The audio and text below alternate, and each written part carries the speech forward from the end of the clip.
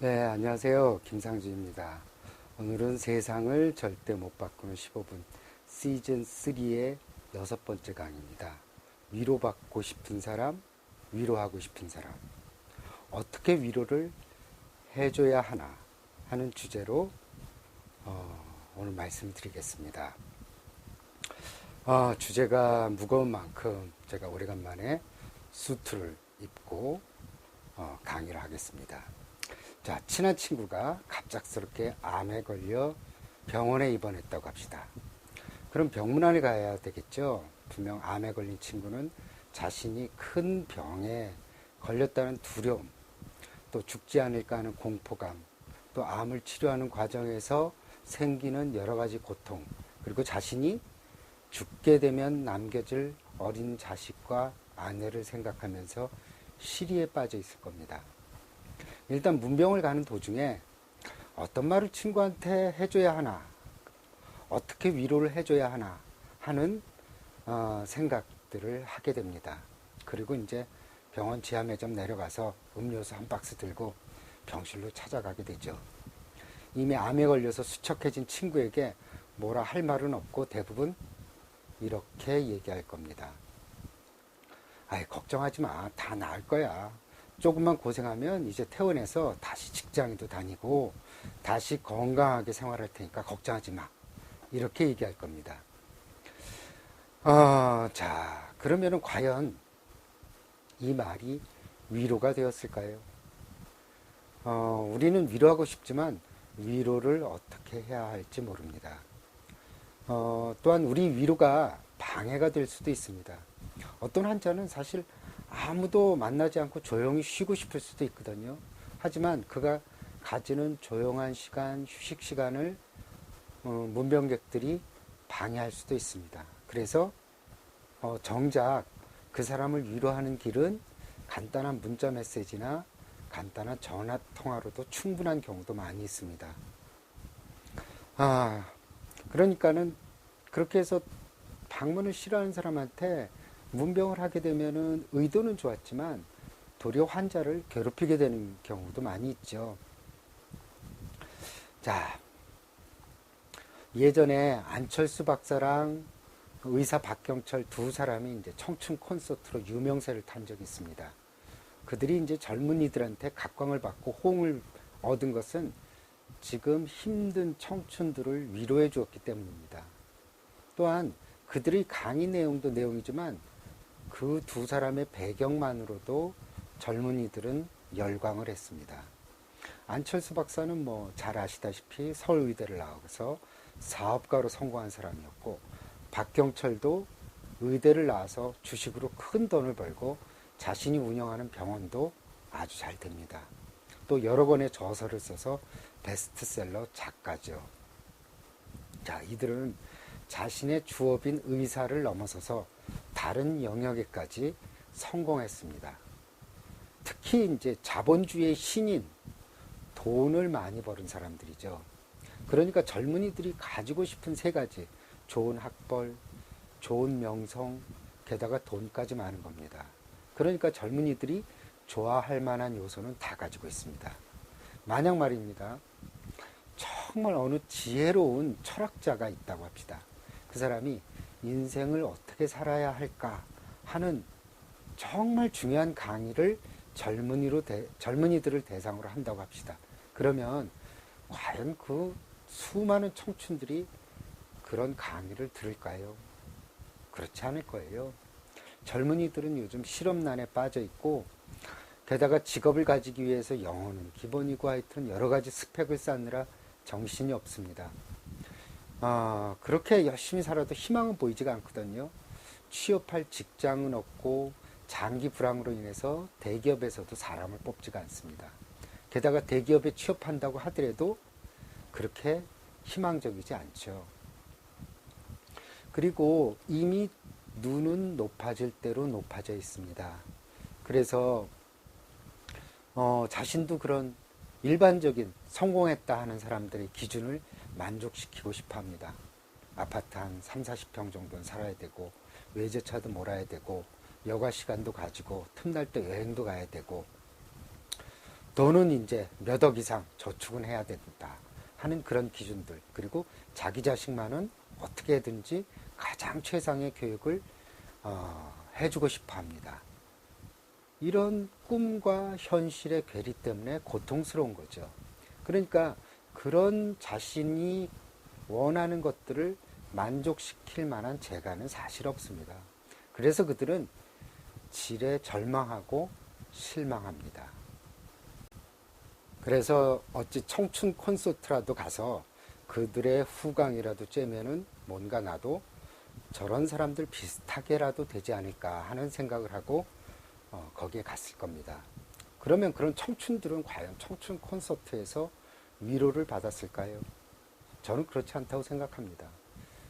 그 둘이 어떻게 성공을 했고 어떻게 노력을 했고 또 열심히 살다 보면 좋은 날이 있을 것이라는 이야기는 처음에는 그 듣는 젊은이들이 그렇게 될 것 같은 착각이 들어서 큰 위로가 될지 모릅니다. 하지만 돌아서고 나면 그건 니들이 잘나서 그랬구나 하는 생각 때문에 속만 더 상하게 됩니다. 어떻게 보면 청춘 콘서트는 힘든 청춘들을 대상으로 두 사람이 참 장사를 잘했다는 생각이 듭니다. 결론적으로 두 사람만 더 큰 명성과 성공을 하게 된 계기가 되었죠. 요즘 이런 힘든 청춘들을 돈벌이 수단으로 이용하는 사람들이 많습니다. 그들은 처세술 강의를 통해서 어떻게 하면 취업하고 성공할 수 있는지 강의를 하고 돌아다닙니다. 힘든 상황에서 청춘들은 신라 같은 희망을 안고 그런 강의를 통해 뭔가 건지려 합니다. 하지만 말입니다. 제가 오래 살진 않았지만 청춘은 어느 시대를 막론하고 항상 힘든 시기입니다. 가만히 생각해 보십시오. 6.25 직후부터 지금까지 어느 한 시대도 청춘들이 쉽게 취업을 한 적은 사실은 한 번도 없었습니다. 그리고 청춘이니까 힘든 것도 분명히 존재합니다. 20대라는 그 시절은 미래가 불확실하고 자신이 뭘 할 수 있을까 하는 자신감이 별로 없어요. 또 이제 사회 첫 발을 내딛는 시기라서 돈도 없고 확실한 미래도 없습니다. 그게 바로 청춘입니다. 그러니까 청춘은 항상 불안하고 초조한 시기일 수밖에 없습니다. 그래서 저보고 다시 20대로 돌아가라고 한다면 저는 절대 사양할 겁니다. 지금이 저는 너무 좋거든요. 아무튼 현재 우리 사회 구성원들은 상처나고 힘들고 고통 속에 빠져 있습니다. 오랜 경기 불황도 있고 청년 실업, 중년 퇴직, 노년의 고독, 가난, 상대적인 박탈감, 위로가 필요한 사람들이 사실 널려 있거든요. 자, 그러면 우리 모두 위로받을 처지지만 그렇다고 위로만 받을 수는 없고 주변 사람들에게 위로를 해야 할 때도 많이 있습니다.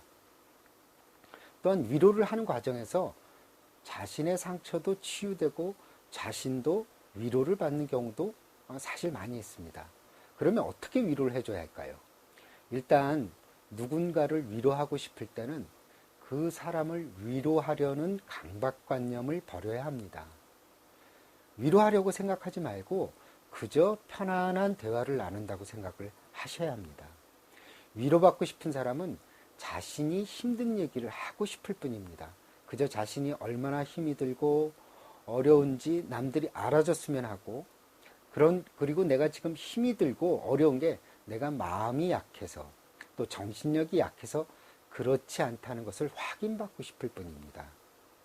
그러니까 기본으로 돌아가서 얼마나 많은 말을 해서 말을 많이 해서 위로를 하려고 하지 말고 얼마나 잘 들어줄 수 있느냐가 위로의 기본이 됩니다. 그저 듣는 거죠. 말하고 싶은 마음을 참고 침착하게 그저 상대방의 말을 내가 들으러 간다는 가벼운 마음으로 위로를 하러 가십시오. 위로는 듣는 것이 90% 이상이고 말하는 것은 10%도 안 된다고 생각하시면 됩니다. 자, 처음에 말씀드렸던 암에 걸린 환자를 병문안 갔습니다. 자, 그러면 어떻게 위로를 해줘야 될까요? 사람들은 위로해야 한다는 강박관념 때문에 섣불리 좋아질 거야, 나아질 거야, 이제 다 회복해서 다시 원래 직장으로 돌아갈 거야. 이렇게 긍정적인 말만 쏟아냅니다. 하지만 그 말을 들은 암에 걸린 친구는 그 말이 사실 공허하게 들리거든요. 그리고 별로 위로가 되지 않습니다. 정말 위로하고 싶다면 그런 섣부른 결론을 내리지 말고 차근차근하게 그 사람이 힘들어하는 얘기를 할 수 있도록 일단 질문을 한번 해보십시오. 자, 이렇게 얘기를 꺼내보면 어떨까요? 어떻게 병에 걸린지 알게 됐어? 그러면 환자는 뭐 어느 날부터 갑자기 피곤해지기 시작하더니 느닷없이 체중이 빠지는 게 됐고, 그래서 건강검진을 받게 됐는데 그랬더니 암에 걸린 걸 알게 됐고, 암에 걸린 그런 얘기를 할 겁니다. 그것에 관해서. 그러면 암에 걸린 걸 알았을 때 참 놀랐겠다라고 이제 물어보는 거죠. 그러면 이제 그 사람이 하늘이 무너지는 기분이었고, 게다가 모아놓은 재산은 별로 없고, 아이들은 어리고, 직장도 그만둬야 하는 그런 걱정도 들고, 게다가 어머니가 이 사실을 알게 된다면 아마 정말 놀라서 돌아가실지도 몰라. 그래서 이걸 숨기고 그냥 간단한 치료만 받는다고 병원에 입원해 있다고 거짓말했어. 이렇게 얘기하면서 자기의 힘든 감정들을 조금씩 이런 얘기들을 통해서 털어놓을 수 있게 됩니다. 그러면 치료는 얼마나 걸린대? 라고 또 질문할 수 있겠죠. 그러면 글쎄 일단 수술은 받아봐야 알겠지만 항암 치료를 할지 말지 그건 그때 가서 결정을 하게 되는데 사실 수술을 받게 된 것 자체도 좀 겁이 나기도 하고 또 항암 치료를 하는 것 자체도 사람들이 정말 고통스럽다고 하는데 그걸 이겨낼 수 있을지 모르겠어 라고 하면서 또 자신의 힘든 감정들을 얘기를 할 겁니다. 만약에 그 환자가 그렇다면은 이렇게 하나하나씩 질문을 하게 되면 그 환자가 가지고 있던 외로움, 고통, 절망 이런 힘든 얘기들을 하나하나 풀어나가기 시작하고 그것을 가만히 들으면서 고개를 끄덕이는 친구에게 고맙다는 느낌을 받고 위로를 받을 겁니다. 그러면 그 환자가 만약에 수술을 한 상태이고 지금 회복되는 상태라고 합시다. 그럼 위로라도 이번엔 제대로 한번 하고 가야 되겠죠? 야, 너 참 대단하다. 나 같았으면 암에 걸렸다는 소리만 들어도 지레 겁을 먹고 죽었을 것 같은데, 그렇게 힘들고 어려운 수술도 잘 버텨내고, 그리고 지금 이렇게 네가 있는 것 자체가, 너 네가 대단하다는 생각이 들고, 내 친구지만 네가 정말 자랑스럽다. 라고 얘기할 수도 있을 겁니다. 그러면은 그 환자는, 내가 나약하지 않구나. 그리고 그 친구의 진정한 격려가 정말 위로가 될 겁니다. 또 다른 예를 한번 들어보겠습니다. 자, 남편이 외도를 해서 시리에 빠진 친구가 있다고 합시다. 그러면 일단 그 친구가 남편의 배신감으로 인해 얼마나 힘든지 아마 얘기를 할 겁니다. 그런 대략적인 얘기를 들은 후에 아까 말씀드린 대로 듣는다는 생각으로 이런저런 질문을 통해서 그 사람이 가진 감정을 끌어내는 게 중요합니다. 그래서 질문을 해야 되겠죠. 그럼 어떻게 해서 처음 남편이 바람핀 걸 알게 됐니? 그러면 뭐 이런저런 얘기를 할 거고요. 남편은 그것에 대해서 사과를 했니? 또 남편은 어떻게 한대? 시부모님은 알고 계시니? 시부모님들은 어떻게 얘기를 하고 있어? 친정에서도 이 사실을 알고 있니? 상대방 여자는 그럼 어떻게 만난 거야? 지금 너는 어떻게 했으면 좋겠니? 내가 지금 어떤 걸 좀 도와줬으면 좋겠니? 이런 여러 가지 질문을 하는 과정에서 아마 그 남편의 배신 때문에 상처받은 그 친구는 그동안 힘들었던 얘기를 할 겁니다. 이래서 그 힘든 얘기를 하는 과정에서 그 친구는 정말 카타르시스를 느끼게 되겠죠. 이런 힘든 얘기는 두고두고 얘기를 하고 싶어 하거든요. 그만큼 감정이 맺혀 있는 거죠. 옛날 분들 힘들었던 얘기들 막 100번도 넘게 얘기하잖아요. 똑같은 얘기를 계속 반복해서. 그만큼 그때마다 감정은 조금씩 떨어져 나가는 거거든요. 여기서 이야기를 하는 도중에 판단을 내리면 안 됩니다. 일반적인 오류가 뭐냐면, 야, 너 나 같으면 이혼하겠다. 뭐하러 그런 남자랑 사냐? 이렇게 단정적으로 얘기를 하는 경우가 많이 있습니다. 하지만 그거는 자기 생각이고 그 입장에 놓여 있다면은 정말 그런 결정을 내리기는 어렵거든요. 사람들마다 다 가치관이 틀리고 자기 생각이 다 틀린데 그런 식으로 판단을 내려버리게 된다면은 그 사람은 위로는커녕 열등감을 느끼게 되죠. 내가 정말 바보인가? 내가 정말 판단력도 없는 사람인가? 내가 결단력이 없는 건가? 내가 바보 같아서 이걸 참는 건가? 그러니까 위로하러 간 게 아니라 그 사람을 더욱더 힘들게 하러 간 거죠. 이런 실수들을 많이 범하게 됩니다. 그러니까 이런 말은 위로를 하기는커녕 부담을 갖게 되고 상대방으로 하여금 더 이상 이야기하기 싫어지게 만들죠. 그래서 이럴 때는 이렇게 힘든데도 네가 참 잘 견디는 게 참 대단하다. 얼마나 힘들겠니?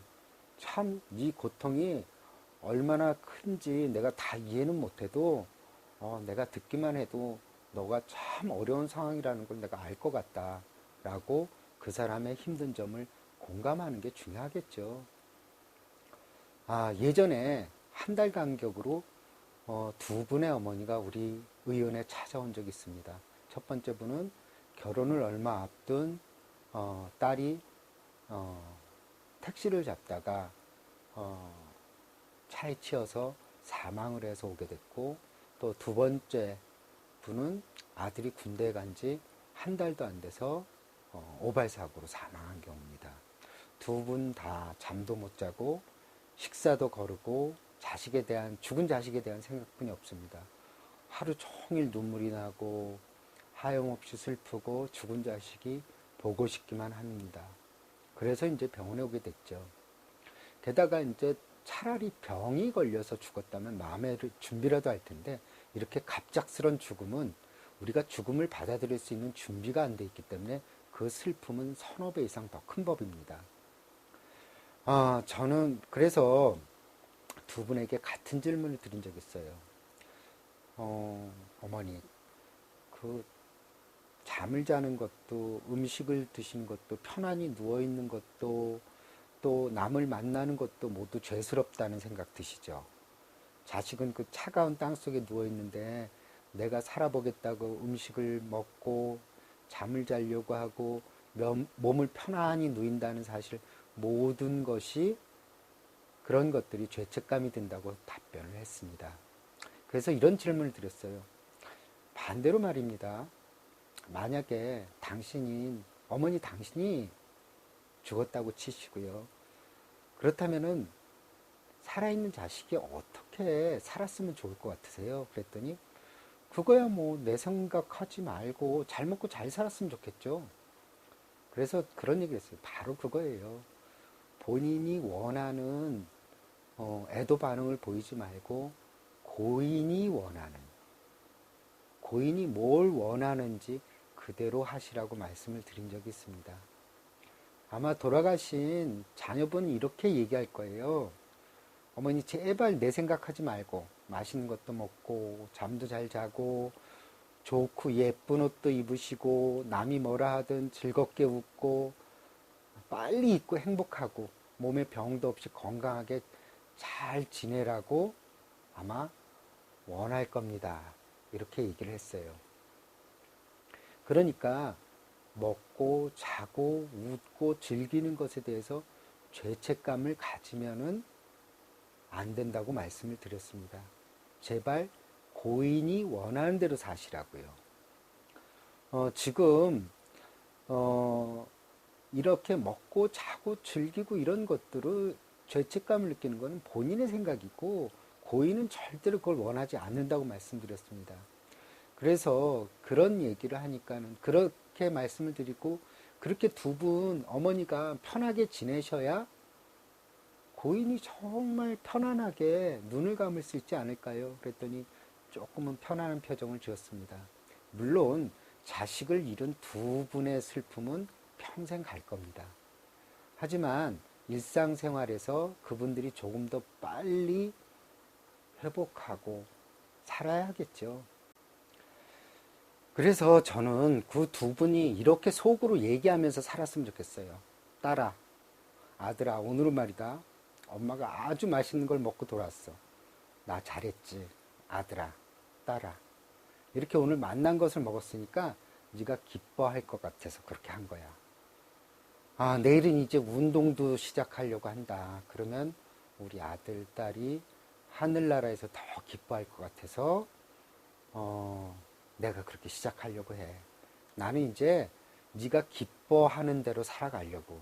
네가 기뻐하는 것이 바로 내 기쁨이기도 하잖아. 그러니까 앞으로는 네가 좋아할 일만 하려고. 밥도 잘 먹고 예쁜 옷도 입고 친구들도 만나고 운동도 하고 그 다음에 친구들과 수다들 떨고 그냥 실컷 웃는 일도 만들려고 한다. 어쩌면 너희들이 하늘나라에서 섭섭할 수도 있지만 그것보다는 너희들이 훨씬 더 기뻐할 것 같아서 난 이렇게 살아보려고 한다. 바로 니들이 이걸 원하잖아. 이렇게 속으로 되뇌이면서 살기를 저는 그 두 분이 그렇게 살길 바랬습니다. 자, 그러면 저도 사람인지라 저도 힘들 때도 있고 외로울 때도 있고 위로받고 싶을 때도 많이 있습니다. 하지만 뭐, 뭐 위로를 받을 때도 있지만 또 위로해 줄 사람이 없을 때도 있거든요. 그래서 제 스스로 위로를 합니다. 저는 항상 힘들거나 이럴 때 탈무드의 구절을 떠올리죠. 모든 것은 지나가리라. 행복도 슬픔도 다 지나갑니다. 어떤 것도 영원하지 않거든요. 슬픈 것도 분명히 지나가게 돼 있어요. 그리고 내가 주어진 시간은 현재뿐이라는 걸 자꾸 상기시킵니다. 이미 어제 슬픈 일은 어제 과거예요. 미래 걱정할 일은 돌아오지 않았고 현재만이 내가 즐길 수 있는 시간이라는 것을 또 상기하고요. 또 나도 죽을 것이다. 나도 죽을 것이다. 나도 죽을 것이다. 이렇게 만트라처럼 외웁니다. 우리는 영원히 살 것처럼 행동하죠. 하지만 내가 1년 후에 아니면 10년 후에 20년 후에 언제 죽을지 아무도 알 수 없습니다. 내가 언제든지 죽을 수 있다는 생각을 하게 되면 사실 내가 지금 받고 있는 고통의 무게는 훨씬 덜하게 됩니다. 예를 들어서 죽음을 앞두고 있는 사람에게 물어보십시오. 뭐가 귀한지, 뭐가 어떻게 어려운지 말입니다. 그분들은 이런 우리가 지금 고통을 받고 힘든 그런 것들을 얘기한다면 하나도 그런 것들이 겁이 나지 않고 두렵지 않다고 할 겁니다. 죽음 앞에서 두려울 게 뭐가 있겠어요? 다 아무런 가치도 없고 내가 돈을 잃었거나 내가 질병을 앓고 있거나 이런 것들이 내가 죽음을 앞둔 사람에게 있어서는 그건 아무것도 아니거든요. 이렇게 죽음을 상기하는 것도 빨리 상처를 아물게 하는 방법입니다. 그 죽음을 앞둔 사람들은 단지 그냥 정말 햇살을 받는 것만으로도 그러면서 산책을 하고 커피향을 느끼면서 커피 한 잔을 마시는 것만으로도 너무나 행복하거든요. 우리가 정말 상처를 받고 너무 절망적이라고 하는 것들이 죽음 앞에 둔 사람들에게는 아무것도 아닙니다. 그래서 죽음을 상기하는 것도 도움이 될 겁니다. 어떤 분들은 책을 보면서 자신에게 위안이 되거나 도움이 되는 구절을 노트에 적었다가 그것을 보는 것도 되게 좋아요. 저 같은 경우는 여름에 내린 눈이라는 미얀마의 스님이 쓴 글을 자주 읽습니다. 그러면 내가 걱정하고 슬퍼하고 의기소침했던 것이 한순간 뜬구름 같고 허상이고 내 마음속에서 만들어진 것이고 사실 뜬구름처럼 다 지나갈 것임에도 불구하고 내가 붙들고 끙끙대고 있다는 것을 떠올리게 하는 그런 책입니다. 그리고 또 평소에 하던 대로 명상을 좀 하죠. 명상은 마음을 내려놓는 연습인데 그 명상을 하는 동안에는 마음속이 텅 비어버리거든요. 슬픔도 없어지고 걱정도 없어지고 분노감도 없어집니다. 그런 시간들을 가지게 되면 마음의 고통이 아무는 시간, 위로받고 싶은 그런 느낌들이 많은 부분 충족이 되게 됩니다. 여러분, 항상 행복하게 살려고 하지 마십시오. 그렇게 행복에 매달리면 도리어 불행해집니다. 행복도 오고 가고 불행도 오고 가는 것이고, 불행이 왔다고 세상이 무너질 듯이 슬퍼하고 또 기쁜 일이 있다고 아주 그냥 신나서 우쭐거리면서 좋아할 일도 없습니다. 모든 것들은 다 지나가 버립니다. 인생이 어떻게 생로병사에서 벗어날 수 있나요? 예기치 않은 사고나 죽음도 있고 질병, 또 신체적인 피해를 받을 수도 있고 정신적인 고통도 받을 수 있습니다.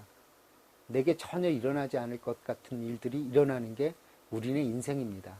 하지만 사람들은 어릴 때부터 행복하게 살아야 한다는 생각을 주입받습니다. 하지만 어떤 인생도 항상 행복하게 살 수는 없습니다. 그런데 항상 행복하게 살아야 한다는 강박관념이 우리를 도리어 불행하게 만들죠. 인생은 행복하지 않을 수도 있다는 사실을 알게 된다면 우리는 도리어 행복해질 수가 있습니다. 그리고 힘든 상황에서 덜 어려워지고 덜 절망에 빠질 수가 있는 겁니다. 따라서 이런 태도야말로 자기가 자기 자신을 위로하는 가장 좋은 방법입니다. 위로해 줄 수 있는 사람이 항상 주변에 있는 것은 아니기 때문이죠. 이런 인생의 법칙을 받아들일 때 우리는 우리가 우리 자신을 위로할 수 있는 좋은 방책을 가지게 되는 겁니다. 그리고 시간 나는 대로 꼭 명상을 하십시오. 내 마음을 바라볼수록 사실 내가 잃을 게 없고 놓칠 게 없고 외부의 불행이나 고통에서 그리 상처받지 않게 됩니다. 그리고 명상하는 동안 우리는 모든 것에서 벗어나서 오롯이 내 자신을 바라볼 수 있어서 진정한 행복의 길에 다다를 수 있습니다. 그리고 그것이야말로 자신에 대한 최대의 위로가 됩니다. 그리고 제가 참 잊은 게 하나 있습니다. 위로에서 제일 중요한 것 중에 하나가 바로 유머 감각입니다. 예전에 로널드 레이건 대통령이 1981년도에 그 피격당한 적이 있습니다. 그래서 그 로널드 레이건 대통령이 수술실에 탁 들어와서 이런 얘기를 했어요. 로널드 레이건 대통령은 공화당원이었거든요. 공화당 대통령이었죠. 그 수술방에 있는 의사들한테 뭐라고 얘기했냐면 혹시 여기 민주당원 혹시 있는 거 아니에요? 이렇게 물어봤다고 합니다. 그랬더니 그 의사들이 이렇게 그 유머를 던진 레이건 대통령도 참 대단하고 말이에요. 또 그 맞받아친 의사들도 참 재밌는 답변을 했습니다. 뭐라 그러냐면은 대통령 각하, 오늘은 우리 모두 다 공화당원입니다. 이렇게 얘기를 했습니다. 그러니까 유머 감각이 있는 사람은 좀 더 위로를 해줄 수 있는 능력이 있고 그 사람을 잠깐 동안 또 하나의 유머가 또 그 사람을 갖다가 힘든 상태나 이런 데서 벗어날 수 있게 또 도와주는 활력소가 되겠죠. 진짜 더운데 고생 많이 했습니다. 양복은 정말 힘들어. 양복은 너무 답답해.